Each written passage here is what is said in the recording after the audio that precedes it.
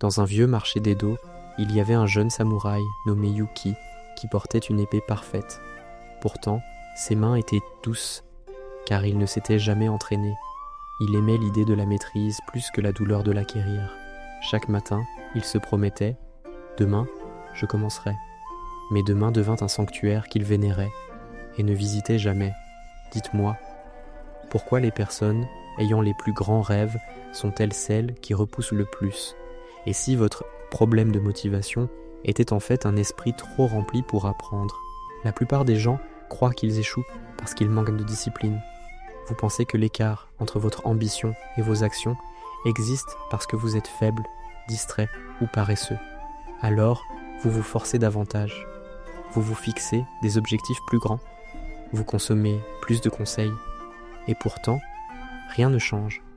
Pourquoi? Regardez la vie moderne. Vous vous réveillez et touchez votre téléphone avant que vos pieds ne touchent le sol. Votre esprit est inondé de notifications, d'opinions, de stratégies, de systèmes qui changent la vie. Vous essayez des désintoxications dopaminergiques, des défis de 30 jours, des réinitialisations radicales pour ne s'effondrer qu'à la 2e semaine. Chaque échec ajoute une nouvelle couche de honte. Alors, vous cherchez une technique plus forte, une méthode plus dure, une forme de maîtrise de soi plus agressive. Mais voici le paradoxe. Plus vous forcez le changement, plus vous créez de résistance. La philosophie japonaise n'a jamais commencé par la volonté. Elle a commencé par la conscience. Alors que l'Occident essaie de conquérir les habitudes comme des ennemis, l'Orient les observe comme la météo. Alors que la culture moderne dit « ajouter plus d'objectifs, plus de pression, plus d'identité », le chemin japonais commence par vider. Et si le vrai problème n'était pas que vous n'en savez pas assez, mais que votre esprit est déjà trop rempli? Dans la culture d'apprentissage japonaise, il existe un principe appelé shuhari. Shu signifie obéir, ha signifie rompre, ri signifie transcender. Mais voici ce que la plupart des gens manquent. Vous ne pouvez même pas entrer dans Shu si votre coupe est déjà pleine. Il y a une vieille histoire zen. Un jeune guerrier rendit visite à un maître et lui demanda de lui enseigner tout sur la voie. Alors que le maître versait le thé, la tasse déborda. Le thé se répandit sur le sol. Le guerrier cria « C'est plein !»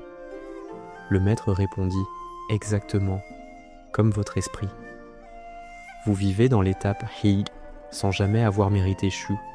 Vous voulez des raccourcis, de la personnalisation, des astuces. Vous sautez les fondamentaux parce qu'ils vous semblent ennuyeux. Mais l'ennui n'est pas l'ennemi, l'ego l'est. Pour appliquer Shuhari aujourd'hui, choisissez une règle à obéir pendant 7 jours. Pas d'optimisation, pas de débat. Si vous vous réveillez, ouvrez la fenêtre. Si vous étudiez, asseyez-vous droit. Si vous vous entraînez, arrêtez-vous à 10 minutes. Il ne s'agit pas d'efficacité, il s'agit d'humilité. Pouvez-vous obéir avant d'innover? Ou votre fierté a-t-elle besoin d'être vidée d'abord? Kaizen signifie l'amélioration continue par des étapes incroyablement petites. Pas de changement héroïque, pas d'histoire de transformation. Juste 1% aujourd'hui, puis un autre demain. Pour l'esprit moderne, cela semble insultant, trop petit, trop lent, presque inutile. Mais c'est exactement pourquoi cela fonctionne. Il y avait un homme d'affaires japonais qui voulait arrêter de regarder la télévision tous les soirs.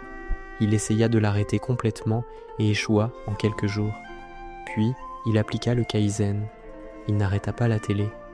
Il se leva simplement pendant les publicités. C'était tout. Une semaine plus tard, il baissa le volume. Des semaines plus tard, il regardait moins sans jamais combattre l'habitude. Le changement s'ancra. Vous échouez parce que votre ambition exige des preuves dramatiques. Le Kaizen élimine le drame. Il chuchote au lieu de crier. Essayez ceci ce soir. Lorsque vous voulez vous améliorer, n'ajoutez pas de nouveaux systèmes. Lavez-vous les mains lentement. Sentez la température de l'eau. Observez votre respiration. Cela entraîne l'attention, la racine de l'apprentissage. Si la discipline semble lourde, c'est qu'elle est trop grande. Et si la plus petite action était la lame la plus aiguisée, beaucoup de gens commencent à apprendre avec enthousiasme et abandonnent par épuisement, non pas parce qu'ils sont incapables, mais parce que leur effort n'a pas de racine. Au Japon, cette racine s'appelle Ikigai, la raison silencieuse pour laquelle vous vous levez et continuez même quand personne ne vous regarde. Il y avait un vieux peintre japonais qui sentait ses mains ralentir et son esprit s'émousser. Il ne cherchait pas la pertinence. Il ne se comparait pas à de plus jeunes artistes en ligne. Chaque soir, après le dîner, il peignait pendant 20 minutes. Pas pour vendre, pas pour s'améliorer, seulement pour honorer la joie de déposer de la couleur sur le papier. Des années plus tard, son travail s'approfondit, non pas parce qu'il s'efforçait davantage, mais parce que sa raison était suffisamment douce pour durer. Vous demandez souvent « Comment rester constant ?» Les Japonais demandent « Pourquoi cela devrait-il rester avec moi ?» Ce soir, allumez une lampe, asseyez-vous tranquillement, demandez-vous « Quelle petite action ferais-je encore même si personne ne me louait ?» Cette réponse est votre Ikigai. Sans signification, l'apprentissage s'évapore. Avec signification, même la lenteur devient un progrès. Le Bushido est souvent mal compris comme de la brutalité ou de la ténacité aveugle. En vérité, c'est plus discret que cela. Le Bushido signifie agir en accord avec vos valeurs, même lorsque vos émotions sont en désaccord. Un samouraï n'attendait pas de se sentir prêt. Il agissait parce qu'agir était ce qu'il était. Un jeune moine vint un jour trouver son maître, furieux de sa propre colère. « J'essaie de la tuer, dit-il, mais elle devient plus forte. » Le maître répondit « Alors arrête de te battre, assieds-toi avec elle. » Chaque fois que la colère surgissait, le moine s'inclinait intérieurement et la nommait, rien de plus. Des semaines plus tard, la colère perdit son emprise, non par la force, mais par l'intégrité. Vous rompez vos promesses envers vous-même parce que vous négociez avec votre humeur. Le Bushido met fin à la négociation. Choisissez un acte d'intégrité non négociable. Faites votre lit, balayez le sol, asseyez-vous droit pendant 1 minute. Faites-le, que vous vous sentiez inspiré ou vide. La discipline n'est pas l'agression, c'est la loyauté envers la personne que vous avez décidé de devenir. Êtes-vous gouverné par l'émotion ou guidé par le principe ?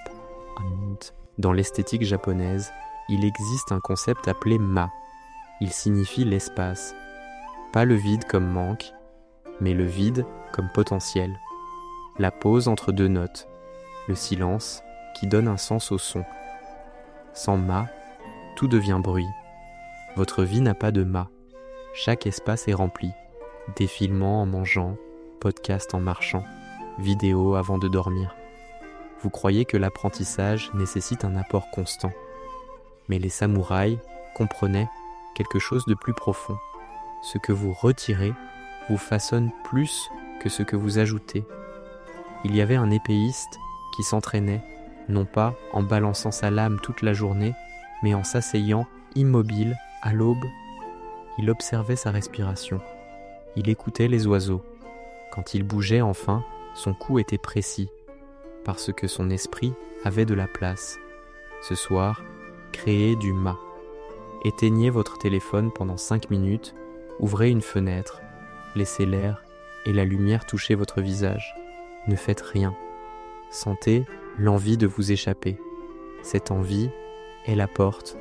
Si vous ne laissez jamais d'espace, comment quelque chose de nouveau peut-il entrer en vous ? Ce que vous avez vu n'est pas une collection d'astuces, mais un système unique. Shuhari vous enseigne l'humilité avant la maîtrise. Kaizen maintient le changement suffisamment petit pour survivre. Ikigai donne à l'apprentissage une raison de rester. Bushido élimine la négociation avec votre moi plus faible, mais crée l'espace où la croissance peut enfin entrer. Ensemble, ils résolvent le paradoxe originel. Vous ne changez pas parce que vous manquez de connaissances. Vous ne changez pas parce que votre esprit est trop plein. Videz-le et l'apprentissage redevient naturel. Le samouraï moderne n'attend pas que la motivation frappe comme la foudre. Il affine son chemin tranquillement, une petite action à la fois. Le changement n'arrive pas avec du bruit. Il arrive avec de la constance. Ce soir, choisissez un rituel. Ouvrez votre fenêtre, préparez du thé lentement, balayez votre sol, asseyez-vous dans le calme, juste un. Avec quelle habitude commencerez-vous ? Partagez-la dans les commentaires et marchez sur ce chemin avec nous, une tasse vide à la fois.